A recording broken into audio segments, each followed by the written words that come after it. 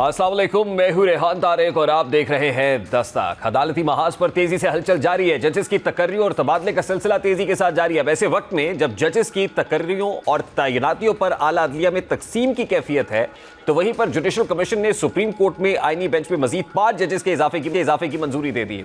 आज judicial commission के इजलास में justice Hashim Kakar, justice Aamir Farooq, justice Shakeel Ahmed, justice Ishtiaq Ibrahim Khan और जस्टिस सलाहुद्दीन पन्हर ने आईनी बेंच में उनको शामिल कर लिया गया और आईनी बेंच में खैबर पख्तूनख्वा से 2, बलूचिस्तान, सिंध और इस्लामाबाद से एक जज शामिल किया गया है। अब मजीद 5 जजेस के इजाफे से सुप्रीम कोर्ट के आईनी बेंच के जजेस की तादाद बढ़कर 13 हो गई है।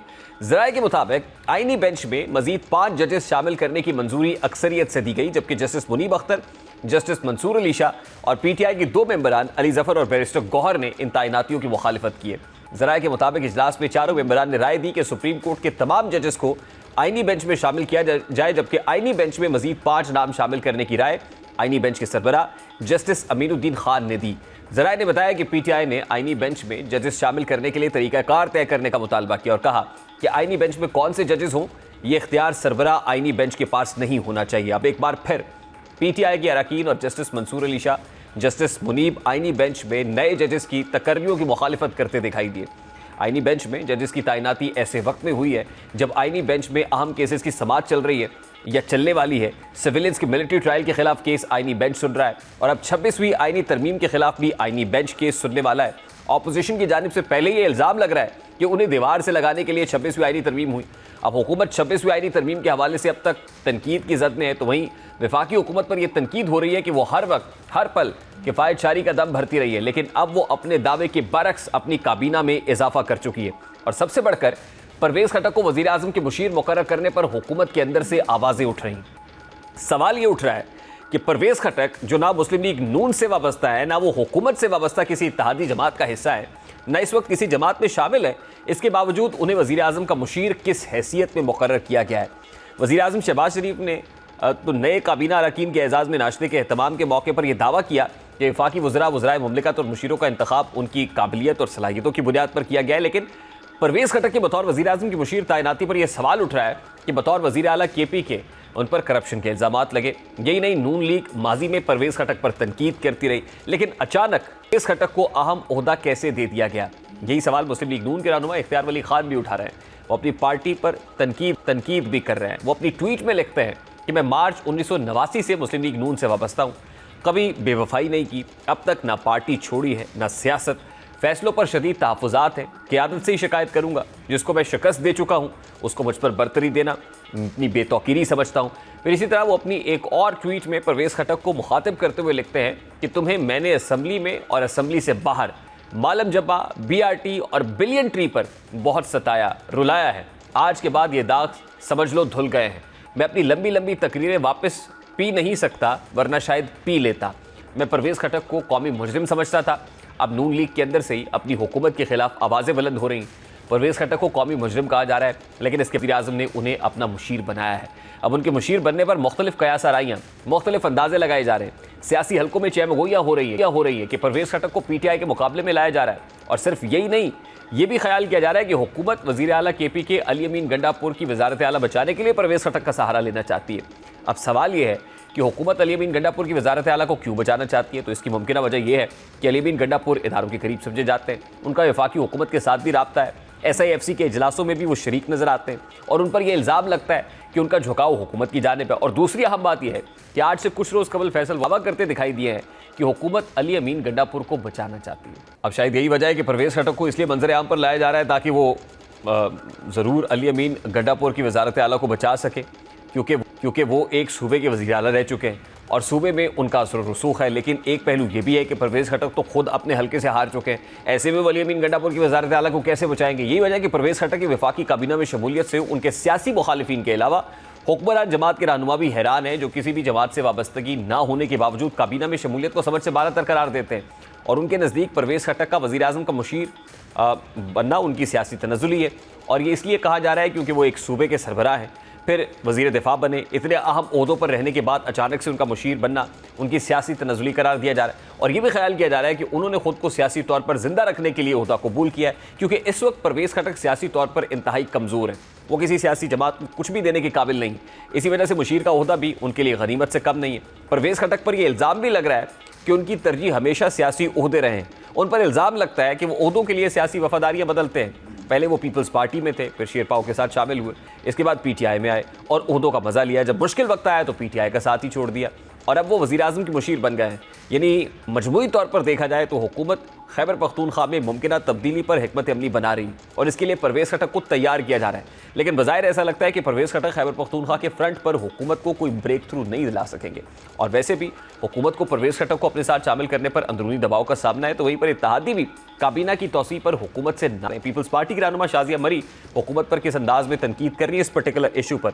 वो ये कहती हैं कि वफाकी काबीना में वज़रा की फ़ौज भर्ती की जा रही है और दूसरी तरफ गरीब मुलाजमीन से रोज़गार छीना जा रहा है। क्या किफ़ायत शारी सिर्फ गरीब मुलाजमीन के लिए जिन्हें बेरोज़गार करके उनके चूल्हे बंद किए जा रहे हैं? तर्जुमान पीपल्स पार्टी ने सवाल किया, क्या वफाकी काबीना में दर्जनों वज़रा शामिल करने से कौमी ख़जाने पर बोझ नहीं पड़ेगा? वफाकी हुकूमत अवाम दुश्मन फैसले लेने से गुरेज करे, इस तरह के मुतासिबाना फैसलों को वापस लिया जाए। अब वफाकी काबीना में इजाफा करने पर हुकूमत को अपनों और इत्तेहादियों के दबाव का सामना है। लेकिन दूसरी तरफ हुकूमत क्या सारी है, क्या वाकई पीटीआई को इससे कोई डेंट पहुंचेगा? फैसल चौधरी साहब पाकिस्तान तहरीक इंसाफ के वकील रहनुमा हमारे साथ मौजूद है। अस्सलाम वालेकुम फैसल चौधरी साहब, बहुत बहुत शुक्रिया आपके वक्त के लिए। सबसे पहले तो ये कहिएगा कि परवेज़ खटक की कैबिनेट में शमूलियत पाकिस्तान तहरीक इंसाफ के लिए कोई पैगाम है? परवेज़ खटक साहब का तहरीक इंसाफ से कोई ताल्लुक नहीं है और ये गालिबन बेखबर लोगों के लिए कोई खबर होगी। ये तो 3-4 महीने से जो है ये मामला चल रहा था और ये जो न्यू कैबिनेट इंडक्शंस हुई हैं, परवेज़ खटक साहब जो हैं इसमें पहले वजारत दाखिला के मुशीर के उम्मीदवार थे। अब उनको कौन सा महकमा मिलता है एक अलग बात है। नून लीग को शायद वो केपी में मैनेज करेंगे और ज़ाहिद खान भी शामिल हुए हैं, तो ये नई इंडक्शन है। परवेज़ तो खटक तहरीक साहब इंसाफ का का सर, तो क्योंकि परवेज़ खटक साहब आप सही कह रहे हैं, अभी तहरीक इंसाफ से फिलवक्त तो कोई ताल्लुक नहीं, लेकिन अच्छा खासा ताल्लुक रहा है। और जाहिर है कि तहरीक इंसाफ से ताल्लुक का मतलब है कि लोगों के साथ भी अच्छा खासा मेल मिलाप मेल जोल ताल्लुक है। तो तासुर यह है कि केपी में जो पाकिस्तान तहरीक इंसाफ के लोग हैं, पर्टिकुलरली वो जो असम्बली में बैठे हुए हैं, उनकी मनूवरिंग के लिए, मैनिपुलेशन के लिए परवेज़ खटक साहब को कोई इंपॉर्टेंट टास्क दे दिया गया है।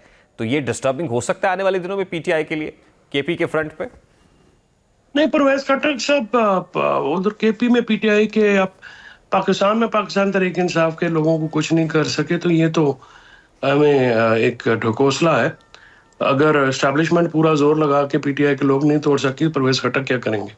कंसर्न क्वार्टर्स, ये भी एक तासुर है कि कंसर्न क्वार्टर्स चाहते हैं कि चीफ मिनिस्टर केपी के अली मीन गंडापुर साहब रहें, और अगर आने वाले दिनों में अली मीन गंडापुर साहब को चेंज किया जाता है बानी पीटीआई की तरफ से, तो किसी तरीके से अली मीन गंडापुर साहब को रिटेन किया जाए। ये कोई दूर की कौड़ी है जिसका कोई हकीकत से वास्ता नहीं है। वो खबर गपशप है, कोई इसमें संजीदगी का आंसर नहीं है। अच्छा, क्योंकि अली मीन गंडापुर को चेंज करने का कोई इरादा है नहीं। ठीक। अच्छा फैसल चौधरी साहब, गुज़श्ता 2 रोज़ एक अच्छी एक्टिविटी रही इस्लामाबाद के अंदर कि कौमी कॉन्फ्रेंस थी, एक नेशनल कॉन्फ्रेंस थी, और उसके अंदर मौलाना फजल रहमान साहब की शमूलियत नहीं थी। बहुत सारे सवालात हुए और ज़ाहिर है अभी जमीयत उलमा इस्लाम फे की टोकन पार्टिसिपेशन ज़रूर रही। कामरान मुर्ज़ा साहब से हमारी बात हुई, ये कहते हैं कि उनके कुछ कंसर्न्स हैं, 15 दिन पहले उन्होंने कन्वे कर दिए थे, लेकिन अभी तक जवाब कोई नहीं आया आपकी तरफ से। तो अगर जवाब नहीं आएगा तो फिर ये ग्रैंड ऑपोजिशन अलायंस वाला मामला तो महज ख्वाब ही रहेगा सर। इसका जवाब इसलिए नहीं आया ना कि इमरान खान साहब पे पाबंदी लग गई है ना मुलाकातों की, और वो जो उनके तहफ़्फ़ुज़ात हैं या उनकी जो भी मामलात हैं वो इमरान खान साहब से डिस्कस होने हैं। तो ये बात जो है ये तो ऑब्वियस है, इमरान खान पे जो मुलाकातों पे पाबंदी है वो तो इस इत्तेहाद को सैबोटाज करने की कोशिश है। मौलाना फजल रहमान साहब उम्रे पे हैं और उससे पहले कतर गए और वो उन्होंने एतमाद में लिया था, मुझे खुद बताया था मौलाना साहब ने कि वो मसरूफ रहेंगे और उम्र के बाद जब आएंगे, तो हमने भी इसलिए ईद के बाद की तारीख दी। जो तहफ़्फ़ुज़ात हैं वो इतने कोई गहरे नहीं है जो हल ना हो सके, हल तलब मामलात हैं, हो जाएंगे। ये क्या कंसर्न है सर, डिमांड्स हैं क्या जेयूआई? वो डिमांड्स क्योंकि इंटरनल अभी हैं, अभी उनको मीडिया या पब्लिक करने का फैसला नहीं किया गया। जब होगा तो असद कैसर साहब हमारी कमेटी के हमारी तरफ से रुकन है, तो वो आपके सामने पेश करेंगे। मेरा मैंडेट नहीं है कि मैं उन चीज़ों को मीडिया पे डिस्कस करूं। लेकिन ये जो खबरें इस वक्त पब्लिक डोमेन में हैं कि मौलाना ने ऑपोजिशन इत्तेहाद की सरबराही मांगी है, इन खबरों में किस हद तक सदाकत है? देखिए, अगर मौलाना अपोजिशन इत्तेहाद की सरबराही करना चाहेंगे तो जाहिर है बाकी इत्तेहादियों को भी एतमाद में लेके बात की जाएगी, क्योंकि इमरान खान साहब तो जेल के अंदर हैं, तो वो तो एक्टिवली इसके सरबराह हो नहीं सकते। तो लिहाजा अगर मौलाना साहब की ये ख्वाहिश होगी तो ये बाकी जो दोस्त हैं, बाकी अपोजिशन की पार्टियां हैं, सबको ऑन बोर्ड लेके ही फैसला किया जा सकता है।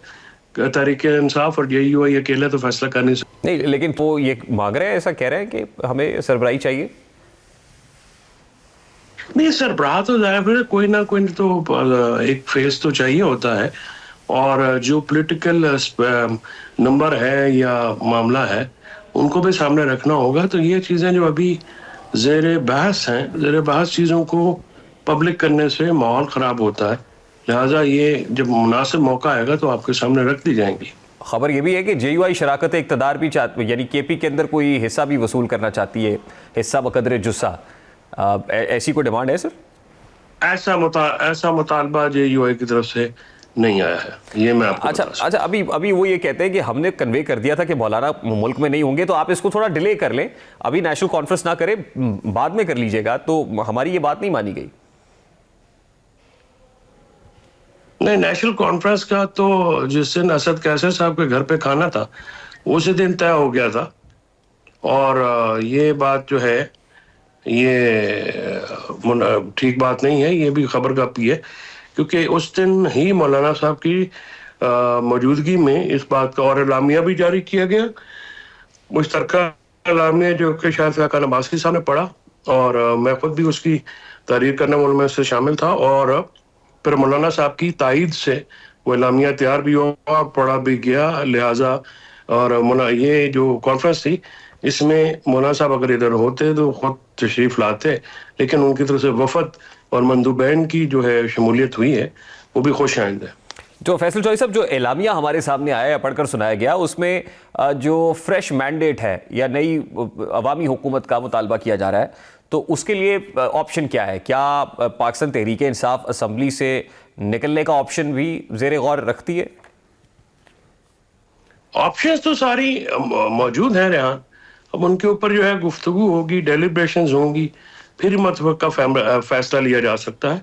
ऑप्शंस जो हैं वो तो सारी टेबल पे मौजूद रखे हैं, और हमेशा जब आप ये ऐसा किस्म के फैसले करते हैं तो हर ऑप्शन को जो है वो ज़ेर गौर तो लाया जाता है।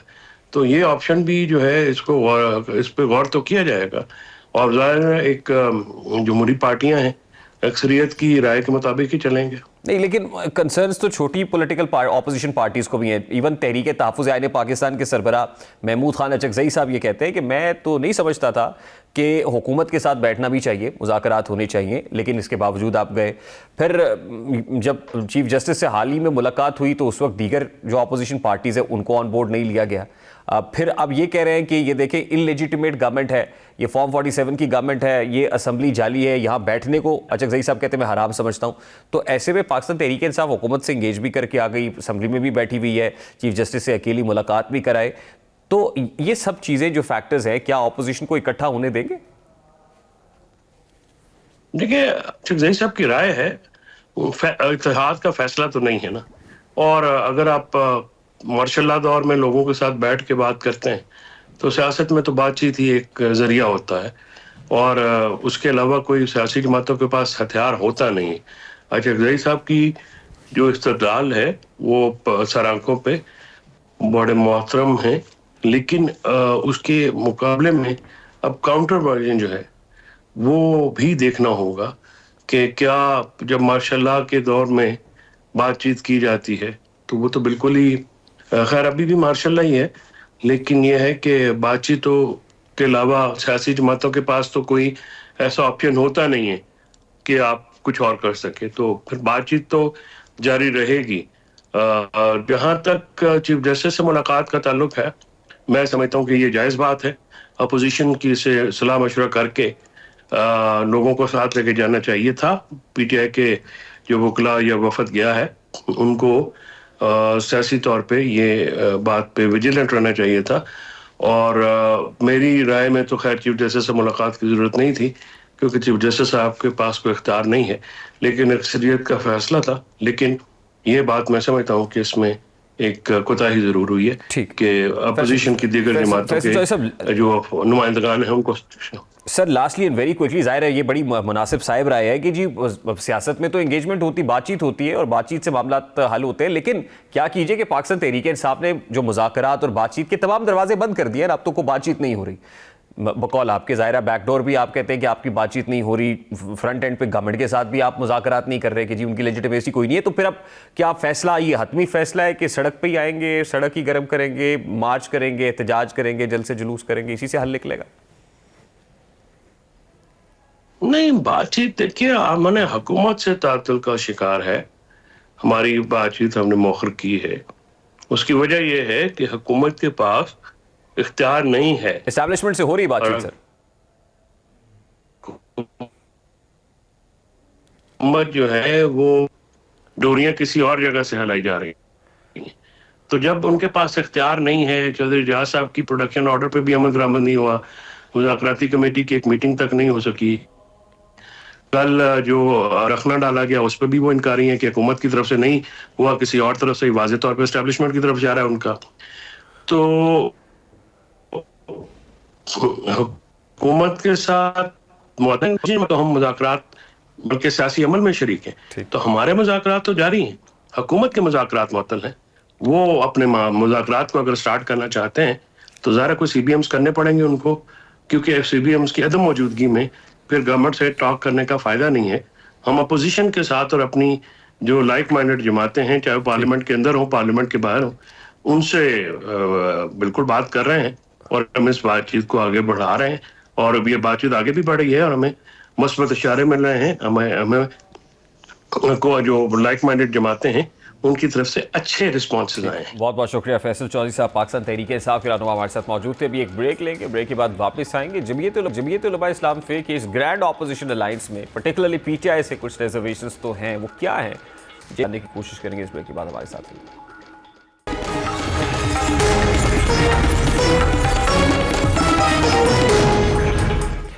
खैबर पख्तूनख्वा में दहशतगर्दी सर उठा रही है और आज दहशतगर्दों ने नौशहरा को निशाने पर रखा। जैसे कि नौशहरा में मदरसा हक्कानिया कूड़ा खटक में नमाज जुमा के बाद धमाका हुआ, जिसके नतीजे में कई अफराद जाबहक और कई जख्मी हुए। जाबहक होने वालों में मौलाना हामिदुल हक का कमसिन बेटा अब्दुल हक सानी और एक कमसिन भतीजा भी शामिल है, जबकि 9 सिक्योरिटी एहलकार भी जख्मी हुए हैं। Inspector general Khyber Pakhtunkhwa police Zulfiqar Hamid के मुताबिक मस्जिद में होने वाला धमाका मुबैना तौर पर खुदकुश था, जिसमें जमीयत उलमा इस्लाम सीन के सरबरा मौलाना हामिदुल हक्कानी को निशाना बनाया गया। मौलाना हामिदुल हक जमीयत उलमा इस्लाम के मकतूल सरबरा मौलाना सिमुल हक के साहबजादे हैं। अब बहरहाल खैबर पख्तूनख्वा में अमन दुश्मन अनासर सरगर्म है, जिनके खिलाफ पाक फौज समेत दीगर सिक्योरिटी फोर्सेस की कार्रवाइयाँ कर रही है। ऐसे में कम से कम दहशतगर्दी पर हमारी तमाम सियासी क़यादत को भी एक होने की ज़रूरत है, ताकि मिलकर मुल्क दुश्मनों के ख़िलाफ़ एक मौसर हिकमत अमली बनाई जा सके। इसके ऊपर ताहिर अशरफी साहब का स्टेटमेंट भी सामने आया, वो भी आपको दिखाता हूं।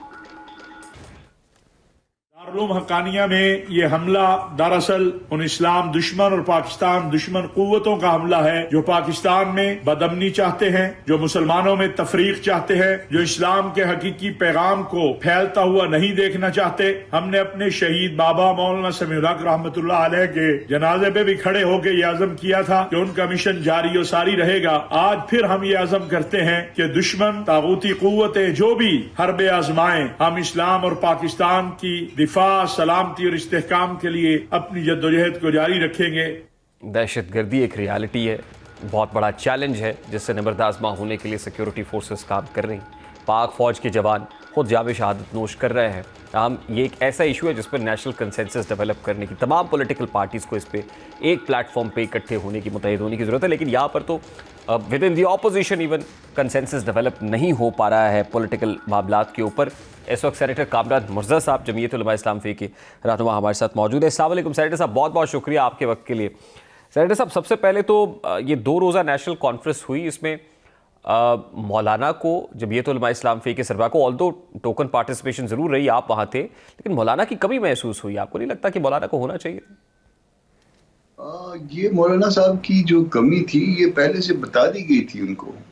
जिस दिन हम अचकज़ई साहब के खाने पे गए थे उनके फार्म हाउस में, उस दिन बता दिया था मौलाना साहब ने कि इन तारीखों में मैं दस्तयाब नहीं हूँगा।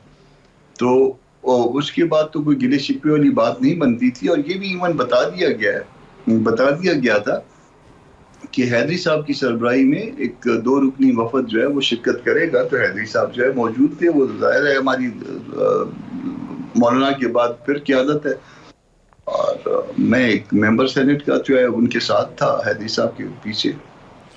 यानी आप ये कह रहे हैं कि मौलाना अपनी ज़ाती या निजी मसरूफियात की वजह से कॉन्फ्रेंस में नहीं पहुंच सके, otherwise you would have been there? ये कोई इतनी पेचीदा बात नहीं।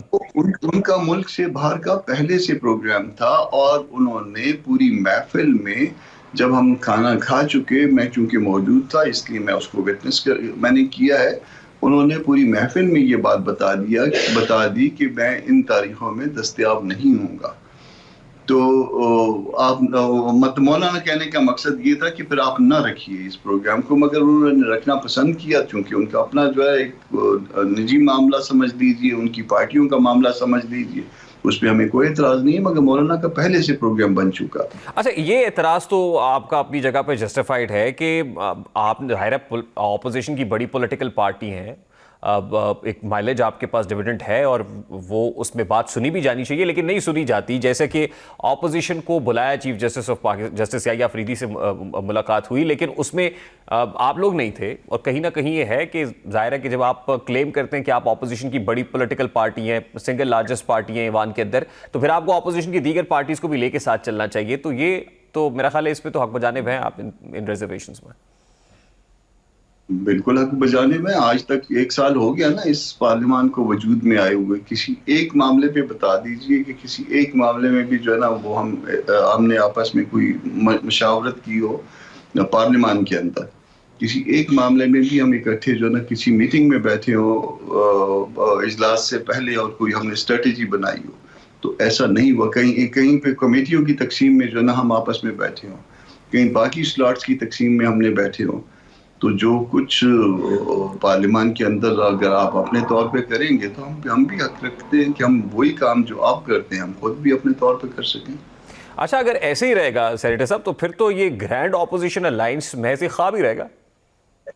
नहीं, ग्रैंड अलायंस जेयूआई के बगैर भी हो सकता है, हमें इस पे एतराज भी कोई नहीं है। वो बिल्कुल अपने तौर पे उसको ग्रैंड अलायंस बनाएं और उनका हक है। जेयूआई जो है वो अपने तहफ़्फ़ुज़ात रखती है, और जब तहफ़्फ़ुज़ात जब तक एड्रेस नहीं होते उस वक्त तक तो जेयूआई इस तरह से फॉर ग्रांटेड ना लेना उनको।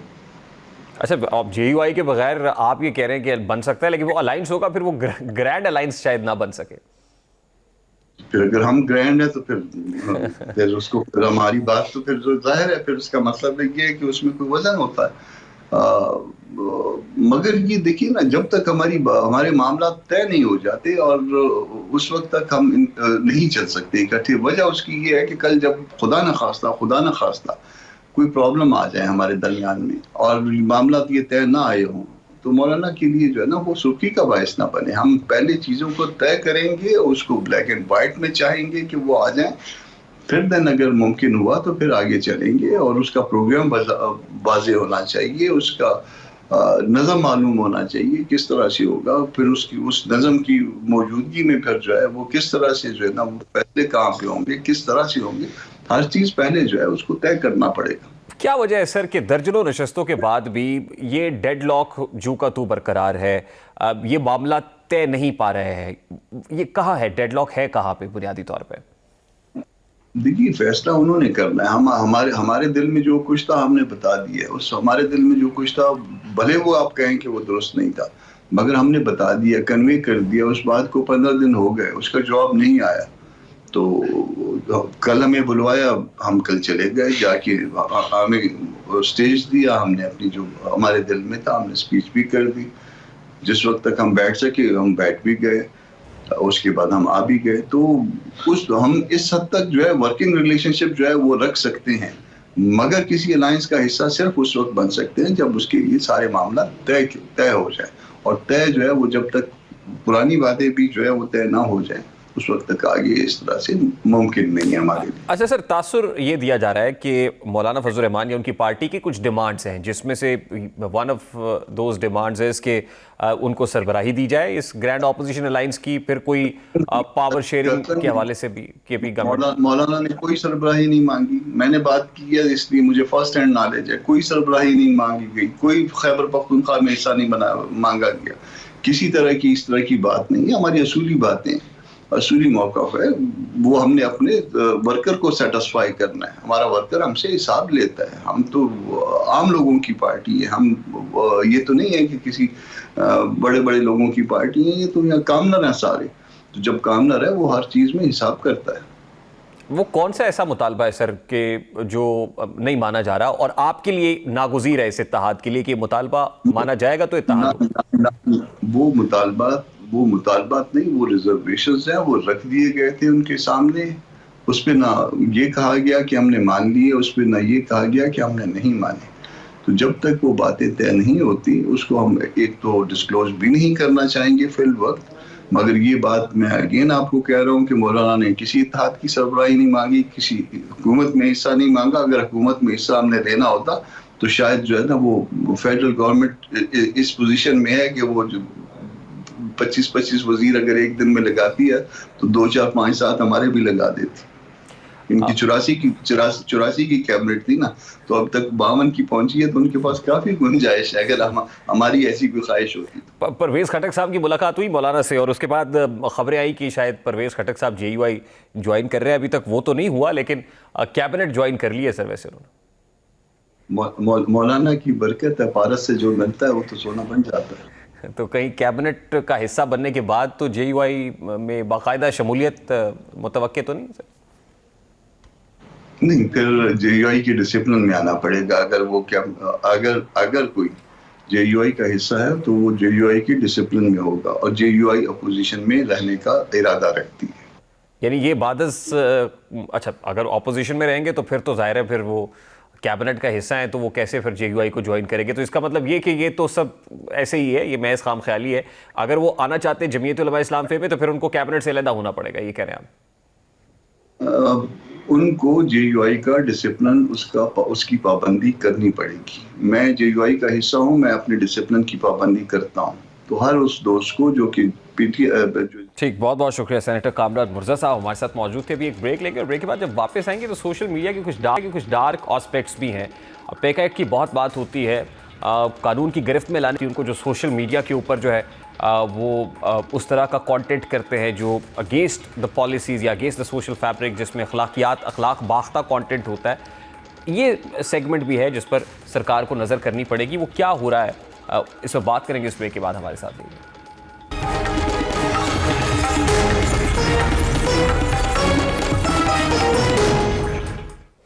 सोशल मीडिया का अच्छा इस्तेमाल भी किया जा सकता है और बुरा भी। ये इस्तेमाल करने वाले पर मुनहसर है कि वो सोशल मीडिया का इस्तेमाल माशरे की फलाह के लिए करता है या फिर माशरे में बिगाड़ पैदा करने के लिए। जैसा कि बदकिस्मती से आज के यूट्यूबर्स और टिकटॉकर्स शोहरत के हुसूल में इस कदर अंधे हो गए कि उन्हें अच्छे और बुरे की तमीज़ भी भूल गई है। ये नाम नहाद सोशल मीडिया इन्फ्लुएंसर्स, यूट्यूबर्स और टिकटॉकर्स बिला रोक टोक जो दिल करे बस करे वो चलता है। जैसा कि आजकल टिकटॉकर और यूट्यूबर्स की आपस में लड़ाई के सबब एक तूफ़ान बदतमीज़ी बपा है। टिकटॉकर उमर भट्ट और मान डोगर, ये टिकटॉकर्स हैं दोनों, और टिकटॉक और सोशल मीडिया के ऊपर जाने जाते हैं, जो कि रजब भट्ट के इंतहाई करीबी साथी समझा जाते हैं। वो ख़ुद भी एक व्लॉगर है और इन दिनों उनके दरमियान टिकटॉक की एक लाइव सेशन के दौरान मामूली सी बात पर तल्ख कलामी हुई, जो बढ़ते बढ़ते नाज़ेबा कलमात, मुग़ल्लज़ात और फिर कत्ल की धमकियों तक जा पहुँची। जो वीडियो सामने आ रही हैं, हमने कोशिश की शायद इसमें कोई ऐसी बात मिल जाए जो हम टीवी पर सुनवा सकें कि आखिर तनाज़े की वजह क्या थी, लेकिन इनमें ये टिकटॉक स्टार्स सिर्फ़ और सिर्फ एक दूसरे के ख़िलाफ़ नाज़ेबा ज़बान इस्तेमाल करते हुए सुने और देखे जा सकते हैं। उसमें कुछ भी ऐसा नहीं था जिसको हम यहाँ आपके सामने नशर कर सकते हैं। इसके बाद दोनों दोस्तों के हमरा असलहा समेत जो है वो दूसरे जो अपना काउंटर पार्ट है उसके घर पर वो धावा बोलता है और फिर टिकटॉक पे लाइव आकर बाहर निकलने की धमकी भी दे देता है, लेकिन उमर भट्ट के घर से बाहर नहीं निकल रहा। जबकि दूसरी जानिब उमर भट्ट मान डोगर को धमकियाँ देता हुआ भी नज़र आता है। अब प्रॉब्लम ये है, और इसीलिए हमने इसको अपने प्रोग्राम में जगह दी है कि इनकी ऑडियंस जो है वो 5 साल के बच्चे से लेके 15 साल के बच्चे तक है, और फिर इसी तरीके से जो जो जो कंटेंट कंज्यूमर्स हैं वो बड़े शौक बड़े ज़ौक़ से इनको देखते हैं। लेकिन सोशल फैब्रिक भी ख़राब हो रहा है, अखलाक बाख्ता गुफ्तगू से जो मॉरल वैल्यूज़ हैं उनको भी धचका पहुंच रहा है। ज़रूरत इस अमर की है कि इनको रेगुलेटरी फ्रेमवर्क के अंदर लाया जाए। वो रेगुलेशंस, वो पेका एक्ट जो जर्नलिस्ट के ख़िलाफ़ उनको अब जाहिर है कि किसी को कॉर्नर्ड करने के लिए या अपने पॉलिटिकल अपोनेंट को कॉर्नर्ड करने के लिए इस्तेमाल होता है, वो यहाँ पर भी इस्तेमाल कर लिया जाए, ताकि कम अज़ कम वो लोग जो इनके इन्फ्लुएंस में ये उनको इन्फ्लुएंस करते हैं, कम अज़ कम उनको बताया जा सके, अच्छे और बुरे का जो फ़र्क है वो समझाया जा सके, और जो नई पौध है कम अज़ कम उसको इस शर्मंगेज़ कंटेंट से, मवाद से दूर रखा जा सके, बचाया जा सके। अभी एक ब्रेक लेंगे, और ब्रेक के बाद जब वापस आएंगे तो इंतहाई अफसोसनाक करबनाक दास्तान रकम हुई लाहौर हाई कोर्ट के मरकज़ी दरवाजे के बाहर। ये कहानी क्या है, इस बात करेंगे, हमारे साथ रहिएगा।